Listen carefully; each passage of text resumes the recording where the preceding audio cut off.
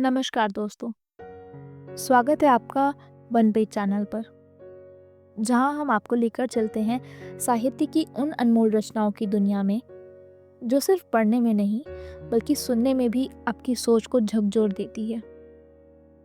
आज हम शुरू कर रहे हैं हिंदी साहित्य की अमर कृति, राग दरबारी,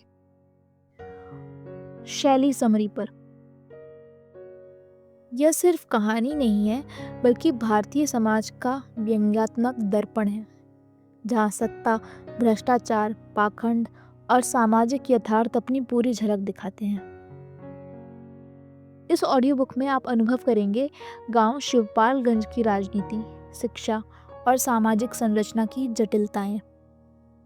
वर्मा जी, रंगनाथ, धर्मदास और अन्य पात्रों के जीवंत संवाद, और हर दृश्य में व्यंग की तीक्ष्णता, हास्य की गहराई और करुणा की छाया। तो जुड़िए हमारे साथ इस यात्रा में, जहां हर पंक्ति में व्यंग का राग गूंजेगा और हर शब्द आपको सोचने पर मजबूर करेगा। यह है राग दरबारी, यथार्थ का अनंत राग। चलिए शुरू करते हैं। राग दरबारी के भाग 1 में हम देखेंगे शिवपालगंज, एक व्यंग का दरबार। शिवपालगंज नाम सुनते ही मन में एक अजीब सी छवि उभरती है। धूल, सूखी मिट्टी, कभी कभी कुछ ताजा हवा की हल्की झोंक और हर नुक्कड़ पर व्यंग की गूंज। यह गांव, जिसे कोई आम गांव समझे, वास्तव में भारतीय ग्रामीण जीवन का एक अजीब, कभी कभी हास्यपद, कभी कभी दुखद दर्पण है। यह सूरज भी जैसे धीरे धीरे उगता है और ढलता है, क्योंकि समय का पहिया केवल गणनाओं के लिए चलता है और लोग अपनी सत्ता और महत्वाकांक्षा के अनुसार अपने जीवन का घड़ी का टाइम टेबल बनाते हैं। गांव की गलियों में चलती हुई छोटी छोटी बातें और गपशपें सिर्फ मनोरंजन नहीं है, बल्कि यहाँ की राजनीति, सामाजिक संरचना और भ्रष्टाचार की गहरी परतों का संकेत देती है। गांव की चौपाल यह कोई सामान्य चौपाल नहीं है, बल्कि यहाँ का सत्ता का केंद्र है। इसी चौपाल पर हर आदमी अपनी महत्वाकांक्षा, अपनी चालाकी और कभी कभी अपनी हास्यपद मूर्खता के साथ आता है। यहाँ बैठे व्यक्ति, चाहे वह छोटा सा बेलदार हो या बड़ा पदाधिकारी, अपनी आवाज के दम पर किसी न किसी की नियति पर हुक्म चला सकता है। और यही वह स्थान है जहाँ व्यंग अपने चरम पर पहुँचता है, क्योंकि यहाँ हर व्यक्ति न केवल अपने लिए बल्कि दूसरों के लिए भी एक तरह से नाटक रचता है। गांव की गलियों में चलते हुए सबसे पहले नजर आती है स्थानीय राजनीति की हलचल।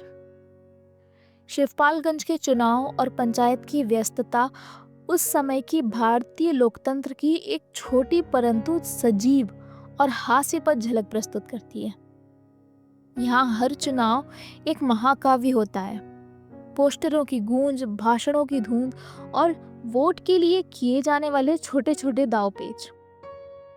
लोग बड़े ध्यान से अपनी नाक और कान बचाते हुए सुनते हैं, क्योंकि हर शब्द में भविष्य का कोई ना कोई खेल छुपा होता है।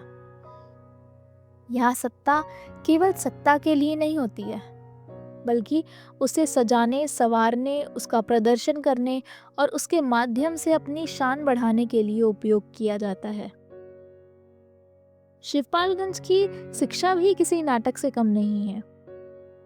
कॉलेज की राजनीति, अध्यापक और छात्र सभी अपनी अपनी भूमिका निभाते हैं। यहाँ के शिक्षक समाज के प्रतीक हैं, कुछ सच्चे ज्ञान के पुजारी, कुछ सत्ता की दौड़ में शामिल और कुछ बस अपना महत्व बढ़ाने में लगे हुए हैं। छात्रों की दुनिया भी अपनी तरह अनोखी है। वह सीखने के लिए नहीं, बल्कि अवसर और लाभ के लिए हर व्यावहारिक चालाकी अपनाते हैं। यह शिक्षा तंत्र, जो बाहर से विचारशील और महान लगता है, भीतर से उसी समय की भ्रष्ट और खोखली संरचना का प्रतिनिधित्व करता है। और फिर आते हैं यहाँ के मुख्य पात्र, वर्मा जी, जो सत्ता का केंद्र हैं। उनके बिना शिवपालगंज की कल्पना अधूरी है। वर्मा जी का व्यक्तित्व ऐसा है कि लोग उनके सामने खड़े होते ही अपने शब्दों और कर्मों पर विचार करने लगते हैं। उनका व्यवहार हमेशा तय नियमों और चालाकी के मिश्रण से भरा हुआ है। लोग उन्हें सम्मान देते हैं, डरते हैं और कभी-कभी उनकी हास्यास्पद आदतों पर चुपके से हंसते भी हैं। उनके निर्णय चाहे कितने भी तुच्छ क्यों न लगें, गांव के जीवन को प्रभावित करते हैं। और यही वर्मा जी का असली शक्ति का राग है। वह केवल अपने पद से नहीं बल्कि अपनी चालाकी और सामाजिक समझ से गांव पर राज करते हैं। रंगनाथ, जो शहर से आया था, आदर्शों के साथ गांव की मिट्टी पर खड़ा हुआ और उसे यहाँ की हकीकत से टकराना पड़ा।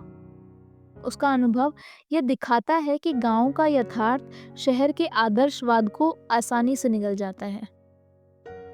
रंगनाथ की आंखों में जो चमक थी वो गांव की धूल और भ्रष्टाचार के सघन जाल में फीकी पड़ने लगी। वह सोचता था कि ज्ञान और नैतिकता यहाँ बदलाव ला सकती है, पर वास्तविकता यह थी कि यहाँ हर व्यक्ति अपने व्यक्तिगत स्वार्थ और सामाजिक खेल में उलझा हुआ था। यह संघर्ष आदर्श बनाम यथार्थ पूरे गांव की कहानी का केंद्र बन जाता है। गांव की गलियों में चलते हुए आपको छोटे छोटे पात्र भी दिखाई देंगे, जैसे धर्मदास, बेलदार, लंगड़ी, चंपा और शास्त्री जी। ये लोग सीधे तौर पर मुख्य सत्ता में नहीं हैं, पर उनका प्रभाव और उनका जीवन गांव की वास्तविकता को परिभाषित जरूर करता है। धर्मदास अपनी नाक का प्रयोग, बेलदार अपनी चालाकी और लंगड़ी अपनी सीमित शक्ति के बावजूद सामाजिक धारा में अपनी जगह बनाता है। चंपा और शास्त्री जी भी ऐसे पात्र हैं जिसकी हर क्रिया और निर्णय सामाजिक गहराइयों और विसंगतियों को उजागर करता है। इन छोटे पात्रों के माध्यम से लेखक ने गांव के हर पहलू को प्रकट किया है। हर गली, हर नुक्कड़, हर चौपाल में सत्ता, भ्रष्टाचार और मानव की स्वार्थ गूंज की सुनाई देती है। शिवपालगंज का दृश्य केवल व्यक्ति और उसकी चालाकी तक सीमित नहीं है, यहाँ सामाजिक सांस्कृतिक संरचना का प्रतीक भी है। जाति, धर्म और सामाजिक प्रतिष्ठा यहाँ हर निर्णय और हर व्यवहार में गहराई से बैठी है। ऊंच नीच की मानसिकता गांव में हर पहलू में झलकती है, फिर चाहे वह विवाह हो, कोई पंचायत की बैठक या कोई साधारण सामाजिक मिलन। यह संरचना इतनी जटिल और हास्यपद है कि इसे देखकर हंसी और करुणा दोनों ही जन्म लेती है। लेखक की तीक्ष्ण दृष्टि ने इस सामाजिक यथार्थ को इस तरह पेश किया है कि पाठक या श्रोता स्वयं इसे देख, महसूस और समझ सकते हैं। गांव की धूल, उसकी राजनीति और उसके पात्र केवल काल्पनिक नहीं है, बल्कि वे उस समय और उस समाज की वास्तविक परछाई हैं। यहाँ हर व्यक्ति न केवल अपने हित में बल्कि समाज की व्यंग्यात्मक धारा में भी तैरता है। व्यंग और करुणा, हंसी और दुख, सत्य और छल, ये सभी तत्व शिवपालगंज के जीवन में इतनी सूक्ष्मता से बने हुए हैं कि हर दृश्य, हर संवाद और हर घटना सीधे पाठक के मन में उतरती है।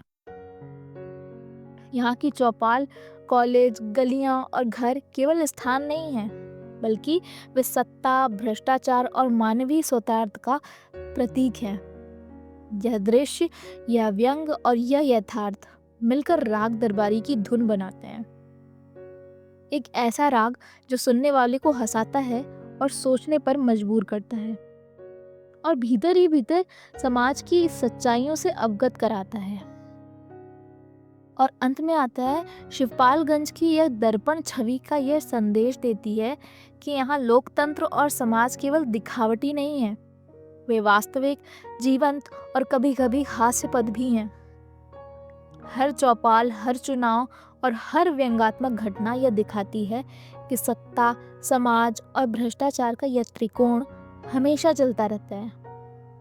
यही कारण है कि शिवपालगंज केवल गांव नहीं बल्कि एक व्यंग्यात्मक महाकाव्य बन जाता है, जहां हर दृश्य, हर पात्र और हर संवाद अपने आप में जीवन का, समाज का और यथार्थ का प्रतीक है।